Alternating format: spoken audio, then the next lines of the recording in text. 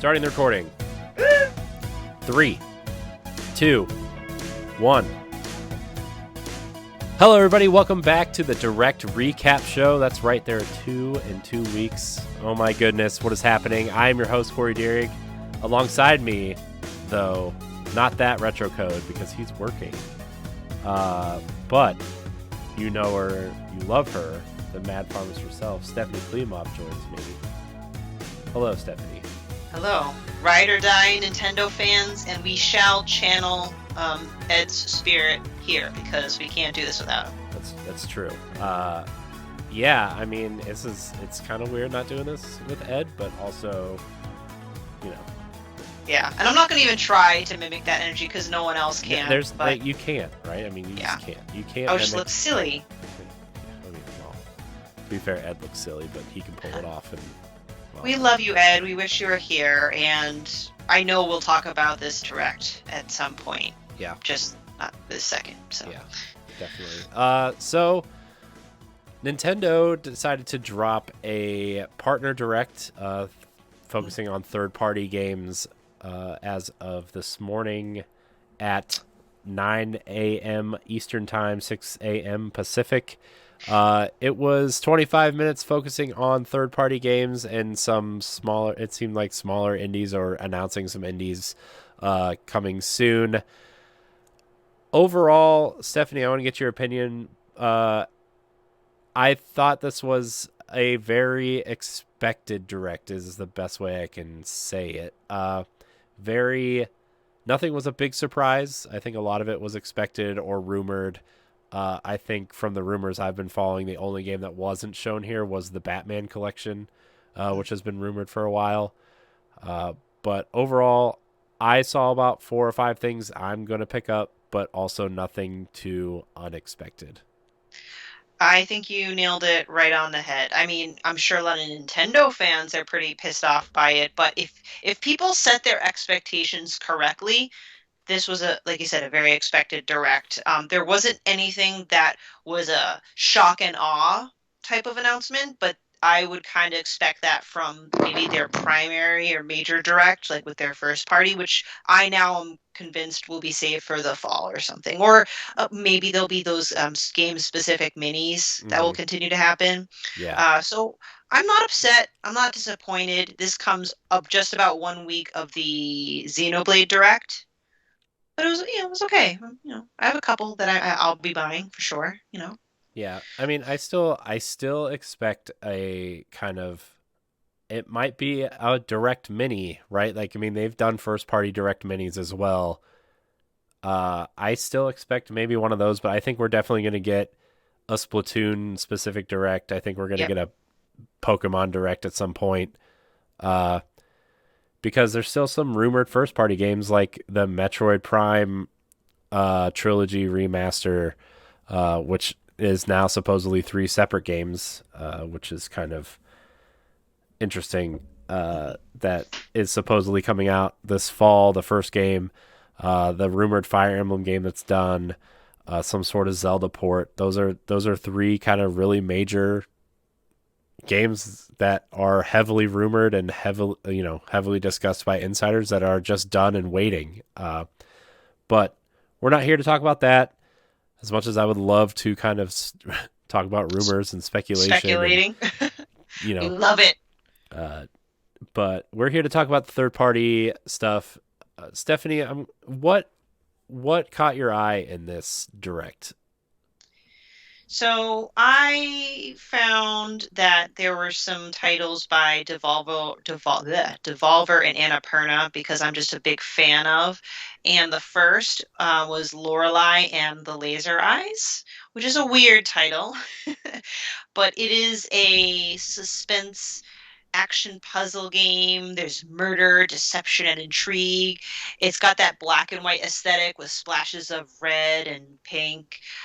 Developed by, I believe, Simogo, and Annapurna is the publisher. So that just kind of right up my alley. Unfortunately, it did get one of the more vague release dates. As a reminder, they say that everything announced is going to be released like in the next 12 months, so to speak. So it'll release sometime in 2023. So who knows? But I got my eye on this game. Yeah, I there's definitely something interesting going on with that game because it definitely switches between modern and I would say early like PlayStation 1 style graphics at some point in that trailer, which was really weird to see that it's weird to see indie games come out with that aesthetic. Uh Like they're intending to do it. I'm like, yeah, and okay, it's like interesting I mean, choice. I get, pixel art stuff. That stuff is kind of timeless in a way, especially like 16 and 32-bit pixel art, but like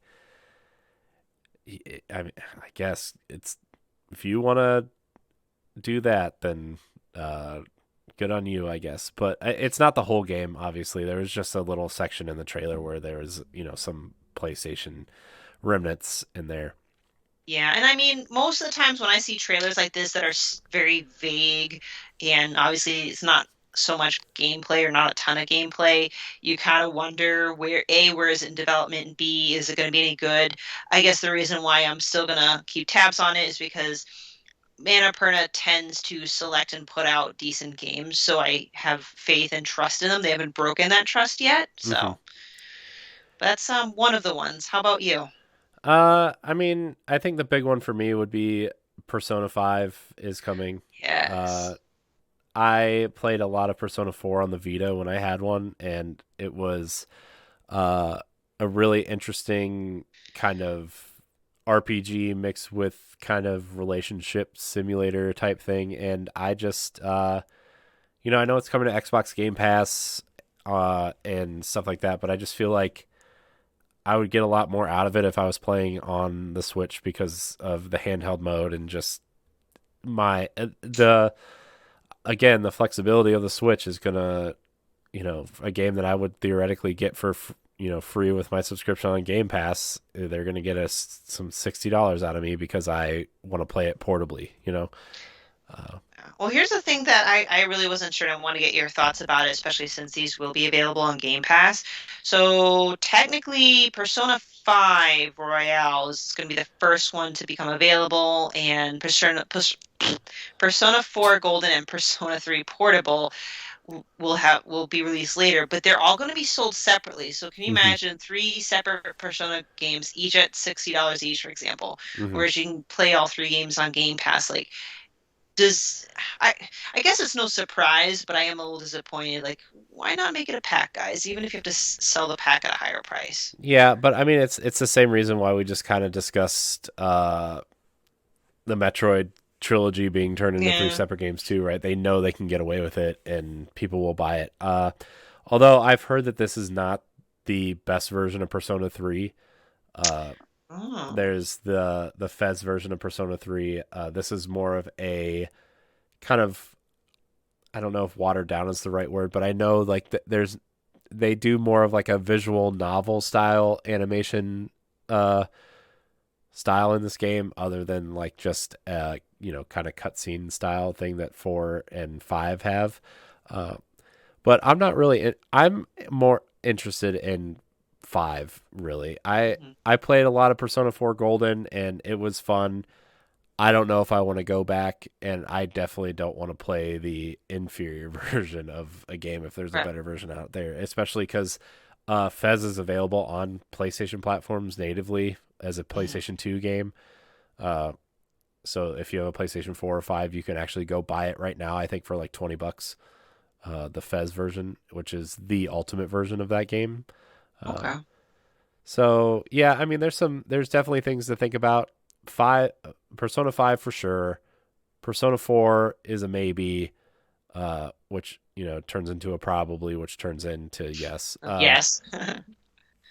So yeah, I mean that was the big one. I think not just me, but I think everybody was waiting for. Oh yeah, I think this was one of the next to one that I know we'll probably talk about, probably like the top two or three that were announced in the entire Direct Mini. hmm And I know people, were hoping and expecting it there, and I think it was a good way to end the Direct. hmm Yeah. Oh yeah. There's Mhm. you gotta save your biggest game for last.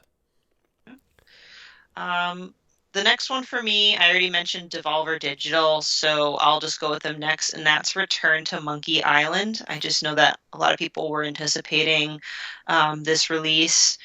I like the art style. I just love that type of adventure, and I'm again a big Devolver Digital fan. This also had a very vague date. It just says sometime this year. So I think it's going to be available on Switch and PC. Yeah, did you ever play the original ones?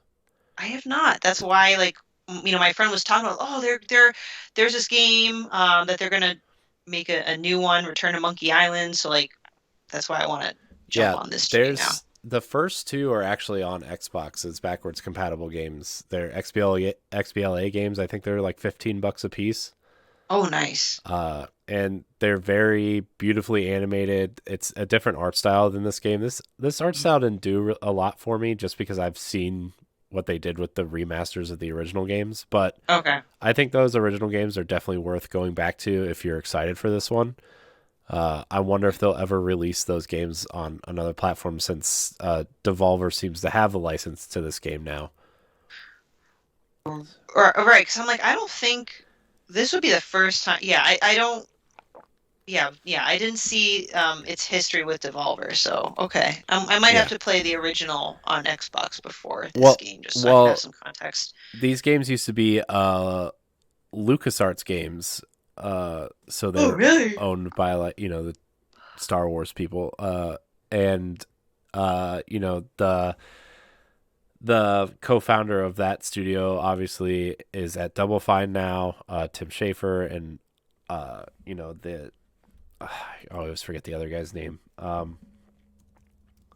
I gotta look it up You're on your because own there. I'm just my brain is kind of fried today. But creator.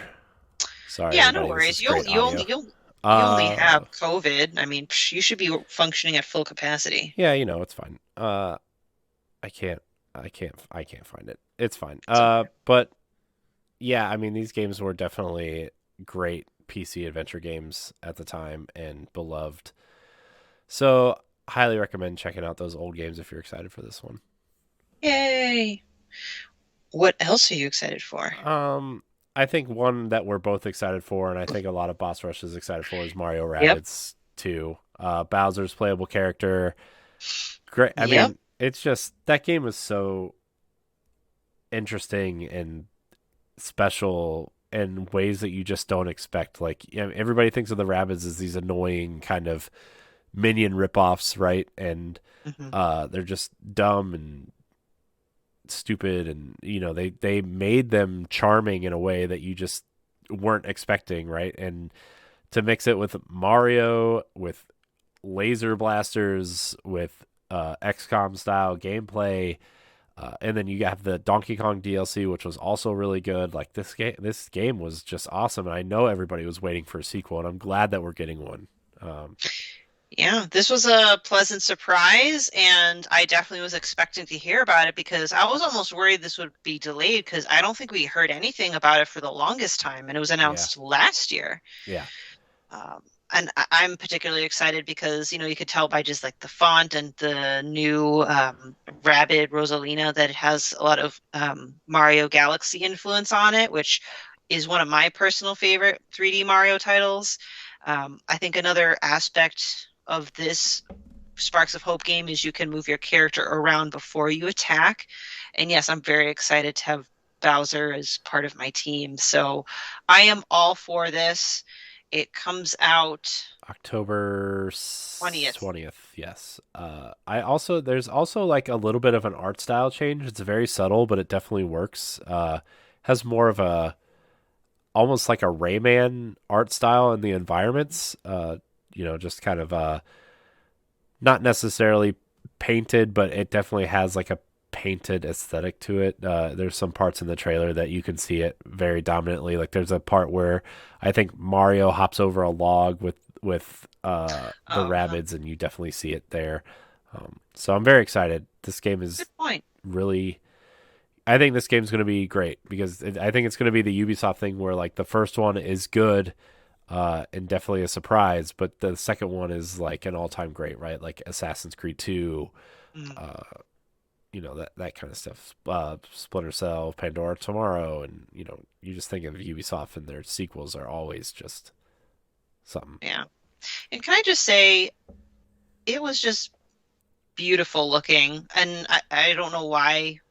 Maybe it's because I wouldn't expect a game like this for me to have to comment on how gorgeous it looks. Like I'm excited to play this handheld on my OLED Yeah. because these colors are gonna bleep and pop. Sorry, I don't know if this is supposed to be a. What's another game you're excited for? All right, I think I'm going with more of the smaller titles. I don't know why, but Blanc, Because that's you. Blanc. I think it's Blanc. Yep, because it's me. I love me my indies. This just looks so beautiful. It's a hand-drawn, oh, another black and white adventure game featuring two unlikely allies. I believe it's a deer and like a fox wolf type creature. There's no text. And both we play as either creature with their own unique abilities. So as you can guess, you can maneuver them around and get to the next place and survive in the wilderness. There is an online co-op feature, so you can always play with a friend, which I might not utilize because I have no friends. Blanc releases first to the Switch, so it's going to be like a temporary console exclusive, February 2023. So I will be sure to be getting this game. Cool. So I guess like a game that I've been really looking forward to coming to the Switch. It's been rumored since and shout out to Galatrad who kind of called this in 2019. Near Automata Mm, is coming to Switch, and it's a game I've always been vaguely interested in, but I never like it was on Game Pass, and I went to play it at one point, and then I just got sucked up into something else. And by the time I got back to it, it had left Game Pass. I was like, well, I'm not gonna spend the $60 here. But I think it's a game that people talk really highly of, especially on multiple playthroughs and mhm. whatever. And so I think I'm gonna try it out. It seems interesting, like a dystopian kind of Android future. Uh, Yep. Also, a lot of fan service, I guess you would say, in this game, Mm. which is Typical, you know. take it or leave it, I guess. But uh, yeah, I just think the concept is super interesting, and when you play through the game again, right, it's a different. You see it from a different point of view, and then you play through it like a third time from a different point of view, and then you find out the whole story unfolds through these multiple playthroughs to where it's actually not another playthrough; it's just part of the story. So, Nice. Looked uh, interesting. I'm not yeah, sure if I'll be getting it, but I have some time to think about it. yeah. I mean, One game, I don't know if it'll be but a day one for me, but yeah. it's definitely one of those that I'm going to keep an eye on at least. Mhm. A game that I'm going to keep my eye on, that I was convinced. At first, I was lukewarm about it, but after today, even though I did not see the treehouse, I want to play Live Alive. And what got me is there is a demo that dropped today. You can play the first three chapters, and if you do like it and you buy the game, the save data will actually transfer. So Nice. I'm now on board with this game. I know Ed was excited about Live Alive. Like I could just hear him laughing and clapping his hands and being all excited for this.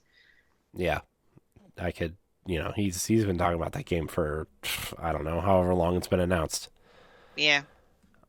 So, I don't know. And the rest were kind of like, maybes, hmm A shout out to, Laron about how they got more Monster Hunter Rise Sunbreak, which this isn't a critique, but I was surprised they opened with that again because they opened a previous direct with Monster Hunter. So I'm like, oh, hmm again? I mean, not a bad thing, but I'm like, all right, well, could have shaken it up a little bit.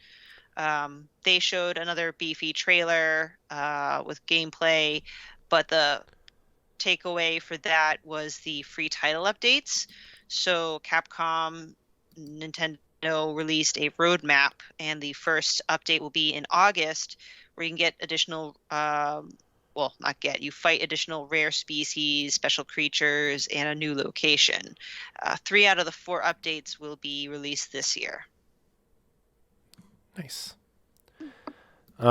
Yeah, I mean, there's not too much left for me here. Like, I think Sonic Frontiers looks interesting. Hmm. Uh, just because Sonic is always interesting. If not, if it's not a good game, at least it's interesting. I guess something to talk about. Um, I know they showed No Man's Sky and Plague Tale Requiem, which is the cloud version. A Blech, cloud gross. version. Um, Mm-mm. I mean that game. That whatever. Cloud versions. Just go. Why even bother? That's Yeah. my take. Why even bother? Yeah. So So it's like, oh, well, now I know what platform I'm not playing that game on. No offense. right. Just Uh, not doing it. yeah, especially since it's coming to Game Pass day one. Like, why even waste your money? Exactly. um, We'll although, spend our money on something else. yeah, I do want to give a big shout out to the Mega Man Battle Network and the Super Bomberman stuff, though, because we talked a little bit about Bomberman the other day, uh, and how Super Bomberman R was actually surprisingly good at the launch of the Switch, and then to see Battle Network come back with what, like 10 games, I think they said 9 or 10 games. Just man, people are really excited for Battle Network. Yeah, for sure. Um, so what do you think? Should I just like run through this list now, or is there anything else you want to talk about? Because I Yeah, think we hit all the. yeah. Just we'll just run through the list real quick. Again, the direct was about 25 minutes long. You can go back and watch it if you want. But Stephanie wrote uh, a great piece on what was announced and with trailers and pictures and all kinds of good stuff on bossrush.net. So if you want to just run down the list. Yeah, because I'm pretty sure a lot of people weren't just readily available within 24 hours notice of Nintendo tweeting it, and 6 o'clock in the morning for us for West Coast people. But yeah, it's a recap on bossrush.net. So if you don't have time to watch it, yeah, you can just scroll and learn.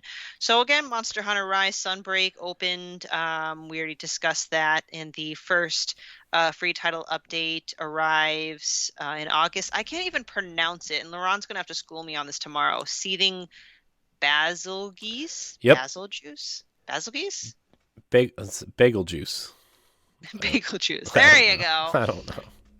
I can Lorelei. hear him being super angry. I Oh hope he yeah, doesn't watch this before the podcast tomorrow night. 'Cause- yeah. We won't hear the end of it. Lorelei and Laser Eyes 2023. All the classics, right? You just mentioned Super Bomberman R2, Mega Man Battle Network Legacy, Pac-Man World Repack. That should be interesting. He arrives August 26th. Blanc in February 2023. Return to Monkey Island, I mentioned this year. We already talked about Mario plus Rabbids. We had a something for everyone montage. So it's Little Noah, Scion of Paradise, a roguelike action game now available. Railgrade, a railroad management sim releasing in the fall. RPG Time, The Legend of Wright, releases August 18th. Sonic Frontiers this holiday. Disney Dreamlight Valley, which at first I was super intrigued by, but learned it was a free to play game, and I'm very suspicious of it. It will hit early access Nintendo Switch September 6th, Live Alive July 22nd. Doraemon Story of Seasons, Friends of the Great Kingdom. If you love Doraemon and you like farming sims, you'll be able to enjoy this later this year. Minecraft Legends, which was first announced on the Xbox Showcase, was also displayed here. Couple of Square Enix titles. We already talked about Near Automata, the end of the Yorha edition. Dragon Quest Treasures, which is a spin-off of the Dragon Quest franchise, releases December 9th. And Harvestella, a new farming sim game for November 4th. Fire Emblem Warriors Three Hopes are now out. No Man's Sky is October 7th. We already talked about A Plague Tale Requiem Cloud version, October 18th. And Captain Velvet Meteor, The Jump Plus Dimensions, July 28th. Oh, and this is kind of a big deal. Portal, the companion collection, is available today. and it's For this, super cheap. Did you see it? It's like $13.49. that is a steal. Makes up for all the other really expensive games. I I know I'm gonna get a lot of hate for this, but I hated Portal. Oh, I'm not getting it. That's it. We're getting a 1-star review. I know Someone's gonna tell it's us. fine. Yeah. Uh, And that anyways, wraps it up. We talked about Persona. So yeah, that is our recap for Nintendo Direct Mini. I thought it was all right, you know? Yeah. My wallet is relieved. Like I'm not here pre-ordering every single game available. Yeah. I think like I said earlier, everything was totally expected. I think the one rumor I heard, or everything that showed up today was rumored. The only rumored game that I didn't see show up today was the Batman Arkham Collection, uh, which I think, whatever. I think that those games are great, but also if you haven't played them at this point and you have one of the other consoles, like I don't know if you're gonna play them. You know what I mean? Like Right. So much time has passed. It's like, all right, well, that first game though is so good. I think the first game in Arkham Origins is also very good, but not part of the I'll be collection. honest with you, like there was no reason, like no proof that it was going to be on this direct, but I was kind of hoping for either more Silk Song because they had Minecraft Legends, like games that were present in previous showcases not too long ago, and maybe Tunic. So maybe I was a little hopeful for that, but I mean, again, I'm not cranky about it. I just wish. I bet we get an indie direct though. I mean, yeah, there were indie games shown in this, but I bet we get an indie direct that's kind of like, hey, here are the indies that are coming, and you're gonna see Silk Song and Tunic and all these other games that you want on your Switch because why not? You know, I really Yeah. because there's like 3 or 4 major indie games out right now that aren't on Switch yet and Yeah. are on another platform at some point at somewhere. What was the game? This game that this studio that Heart Machine, the studio that did Hyper Light Drifter, their second game is on Oh, PlayStation and it's rumored to be coming to Switch at some point. goodness. Our brains are not functioning tonight. I'm like, I can't think Well, of the to title be fair, this is the fourth or third podcast we've recorded today. in a row. So, uh, yeah, Solar Ash. That's it. Oh, Was the game. Solar Ash. Okay. Yeah. Which, So by the way, Dinosaur Machine podcast reviewed Solar Ash. Check out Dinosaur Machine yeah, podcast. They're great. they are great. But that's I think that's gonna wrap it up. Stephanie, thank you for joining me tonight on this Nintendo Direct recap show.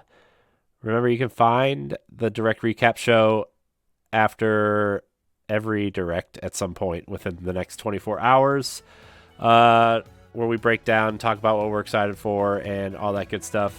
Check out check out Stephanie's recap of the Direct Mini on bossrush.net. You can find Stephanie at Klimov _author. You can find me at I am Corey in HD. I want to thank everybody for watching. Remember to catch Nintendo Power Block every Wednesday on your podcast of choice and Expansion Pass as well on Sundays.